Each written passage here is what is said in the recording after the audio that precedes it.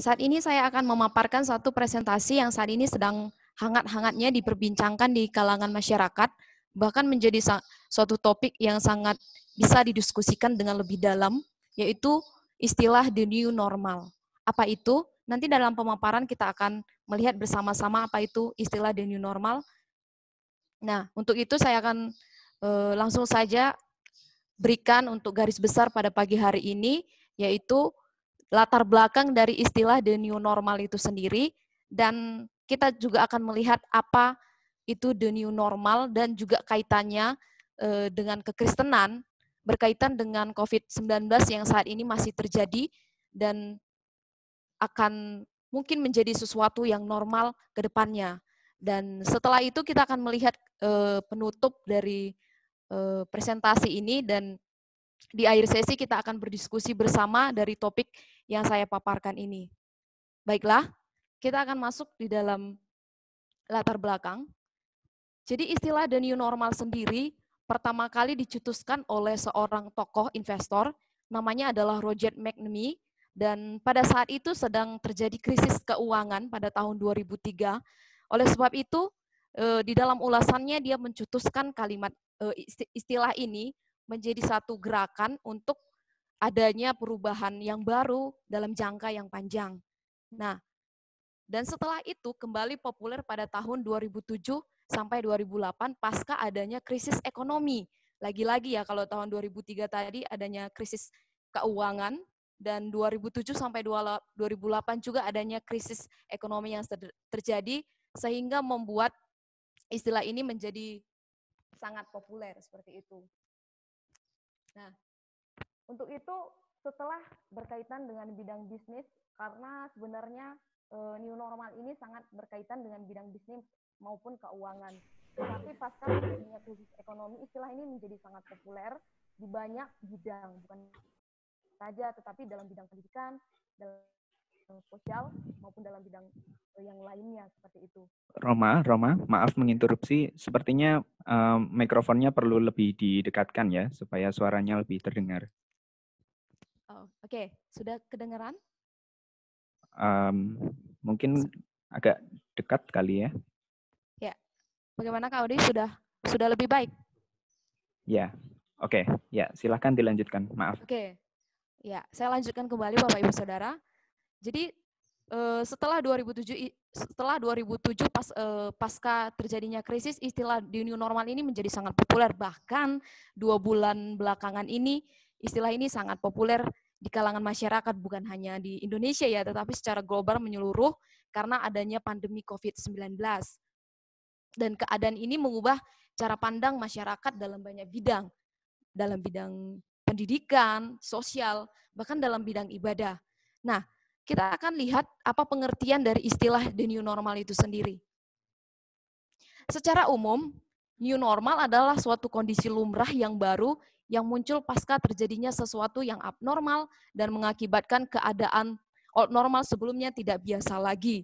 Jadi, adanya pergeseran kehidupan dari masa old normal ke dalam masa sesuatu yang lumrah atau dikatakan sebagai new normal seperti itu. Nah, contohnya apa? Contohnya saya berikan di sini adalah smartphone. Ya, kondisi normal kita lihat dahulu kala orang ketika berkomunikasi atau ngobrol satu dengan yang lainnya harus bertemu secara fisik atau tatap muka seperti itu. Nah, tetapi kondisi abnormalnya masyarakat sudah melihat adanya revolusi komunikasi dan mereka bisa bertemu bukan hanya melalui tatap muka saja, tetapi bisa melalui banyak aplikasi chatting, media sosial, dan sebagainya. Dan itu membuat kondisi itu menjadi kondisi yang normal sampai saat ini. Nah, bagaimana dengan COVID-19 yang terjadi saat ini?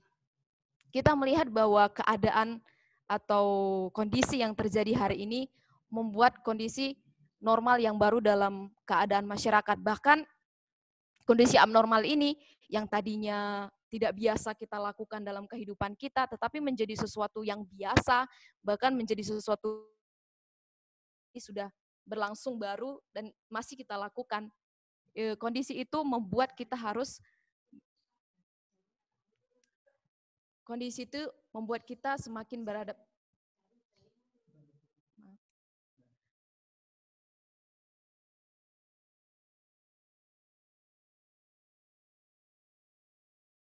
Kondisi itu membuat kita semakin beradaptasi dan menjalaninya menjadi sebuah kondisi normal yang baru.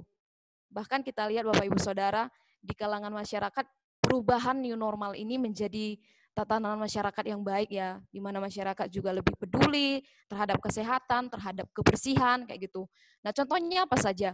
Ya saat ini bahkan ini sudah menjadi sesuatu yang sudah normal kayak gitu, masyarakat kemana saja menggunakan masker, atau di mana saja sudah disediakan wadah untuk mencuci tangan seperti itu, dan hal yang berjabat tangan dan tidak berpelukan seperti itu menjadi hal yang biasa untuk adanya pembatasan pertemuan secara langsung dengan orang lain. Nah, di sisi lain juga beraktivitas masyarakat di saat ini sedang populer, bahkan sudah menjadi sesuatu yang normal, beraktivitas secara online dari mana saja, di mana saja, dan kapan saja. Dan ini mempengaruhi banyak sekali bidang. Dalam belajar, bahkan saat ini sedang kita lihat di Indonesia, pendidikan dari rumah saja seperti itu, bekerja juga ada yang WFH, ada yang harus bekerja dari rumah, dan dalam beribadah. Nah, dalam beribadah ini kita lihat apa kaitannya dan dampaknya di dalam kekristenan. Ya, di new normal dan kekristenan.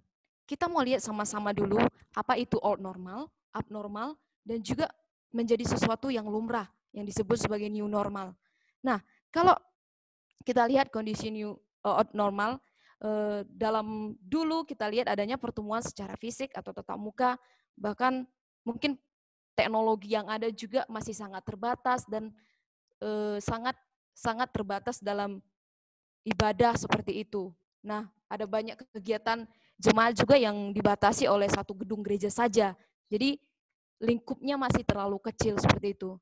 Tetapi kondisi yang abnormal ini, apalagi dalam masa pandemi ini, membuat jemaat bisa bertemu dengan secara langsung. Dan gereja juga harus bisa memanfaatkan teknologi dengan baik dan bisa memanfaatkan teknologi ini untuk sekreatif mungkin mengambil cara, mengambil strategi, mengambil satu peluang baru ini menjadi hal yang kreatif di dalam memanfaatkan pelayanan-pelayanan yang ada secara online. Nah, new normalnya saat ini yang kita jalani adalah gereja mau tidak mau harus memerlukan strategi dalam masa normal ini agar bisa tetap bertahan. Mengapa? Karena ini adalah menurut saya ini sebuah peluang yang baru maupun kesempatan yang baik ya. Ini satu kesempatan yang baik dalam gereja untuk melanjutkan bagaimana arah ke depan masa kedepannya gereja itu lebih baik lagi. Untuk itu, dari sisi pemanfaatan teknologi digital sangat diperlukan dan dimanfaatkan dengan baik. Dan kegiatan tidak akan bisa dibatasi oleh ruang dan waktu saja. Nah, kita melihat lagi apa saja ke depannya, di bawah ini ada beberapa hal yang saya paparkan, apa saja ke depannya yang bisa dilakukan oleh gereja di dalam masa pandemi maupun nanti ke depannya setelah pandemi, seperti itu. Nah, ada begitu banyak hal yang bisa dilakukan oleh gereja di dalam melakukan pelayanannya. Yang pertama itu dalam sisi ibadah, seperti itu. Dalam sisi ibadah, gereja bisa membuat satu program atau membuat satu bahan untuk bisa melakukannya dengan tatap muka ataupun secara online. Jadi bukan lagi balik ke masa old normal atau ke masa yang sudah berlalu seperti itu, tetapi gereja bisa membuat satu pilihan yang lebih baik dan kedepannya itu semakin bisa dipromosikan dengan baik di dalam gereja. Nah, untuk itu ya perlu sekali infrastruktur yang baik maupun dari sisi bahan, dari sisi konten, SDM, dan lain sebagainya. Nah, itu dalam sisi ibadah. Dalam sisi yang lain kita lihat dalam sisi pelayanan, nah ini di sini perlu sekali gereja-gereja itu terbuka dengan gereja-gereja lainnya. Maksudnya adalah gereja perlu membuka diri lebih banyak untuk bisa berpartner dengan gereja lainnya. Kalau gereja tidak saat ini tidak aktif saja seperti itu, maka gereja-gereja yang lain juga sudah semakin maju dan tentu saja gereja kita ketinggalan seperti itu. Untuk itu sangat diperlukan adanya keterbukaan diri dengan gereja lainnya atau dengan para church. Nah, Jadi bisa digunakan ada grup-grup media sosial atau jalur komunikasi untuk pertemuan ibadah, dan bidang-bidang pelayanan lainnya bisa ditemukan, dan ini tentu saja bisa meningkatkan kualitas iman jemaat maupun skill jemaat dalam pelayanan online. Ya, dalam sisi pemuritan, dalam masa COVID ini kita melihat ya sekalipun mungkin pertemuan tidak bisa dilakukan secara langsung, bisa dilakukan secara tatap muka, tentu saja ini menjadi satu peluang yang baik dalam sisi pemuritan. Pemuritan bisa terus tetap berlangsung seperti itu. Pemuritan bisa dilakukan untuk pertemuan.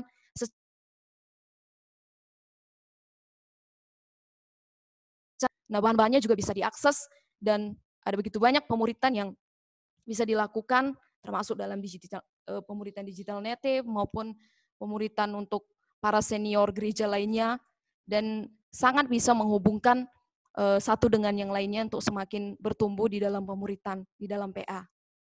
Nah, oleh sebab itu,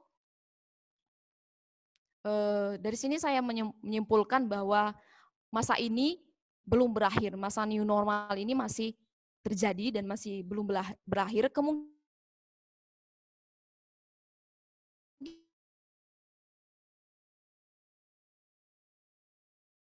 new normal, kita tidak tahu, kita juga tidak bisa pastikan. Kita harus menjalani masa new normal dengan melihat ke depan seperti itu. Jangan lagi melihat old normal, tetapi lanjutkan menjadi sebuah gereja di masa depan yang lebih baik. Nah,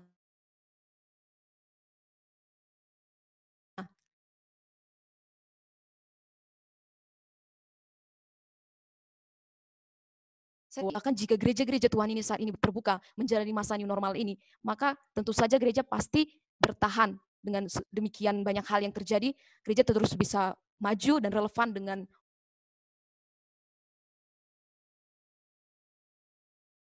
gereja tetap bisa eksis dan gereja tetap bisa maju, berkembang sesuai dengan kehendak dan juga sesuai dengan rencana Tuhan. Ya. Jadi dengan demikian, terima kasih untuk setiap waktunya.